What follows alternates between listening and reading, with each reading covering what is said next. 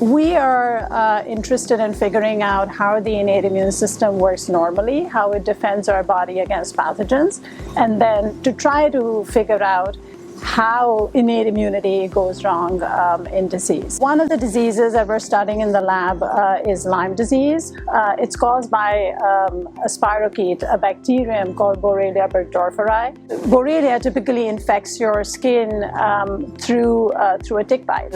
One of the things we're trying to address is what happens during the acute immune response during Lyme disease, and what happens in individuals who do not respond well to antibiotics and go on to develop this post-treatment or long-term form of the disease. So cancers are caused by damage to the DNA in your cells. And these damages are called gene mutations. And my lab is developing technologies for blood-based neoantigen discovery and anti-tumor T-cell production. If successful, it will deliver a non-invasive approach and with transformative potential that all that's needed to develop personalized cancer vaccines or anti-tumor T-cell product is a simple blood draw. My research focuses on pregnancy. In the course of a normal pregnancy, the immune system has to change to support the developing fetus.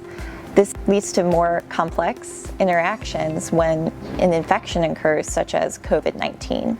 What I wanted to know was, is there an increased risk for preterm delivery and other negative outcomes like stillbirth, low birth weight, compared to women that did not have COVID-19 during pregnancy? The other important thing that came out of this study is it gives women more information about the decision to get vaccinated.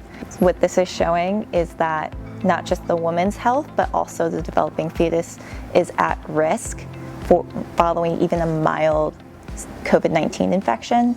Us vertebrate multicellular organisms, we had to evolve in the context of a world that's just filled with microorganisms. And we are walking happy meals, that we are food for them. You either have to beat them or you have to join them. There's really no in between. And what we're beginning to understand is that a lot of the presence of some of these microbes on the surfaces of our bodies is actually necessary for the proper development and education of our immune system. Our lab is interested in exploring this interface between the immune system and our commensal microbes. We had a paper out earlier this year that we're very fortunate was covered in the New York Times about aging, the microbiome, and the immune system. One of the common hallmarks of the aging body is a steady increase in systemic inflammation. We just have more inflammation in our bodies as we get older and older. It's called inflammaging. And so it seems like your microbiome may actually be able to tamp down and modify this unhealthy immune signature associated with aging. So it's this modifiable component of our body's ability to resist the aging process.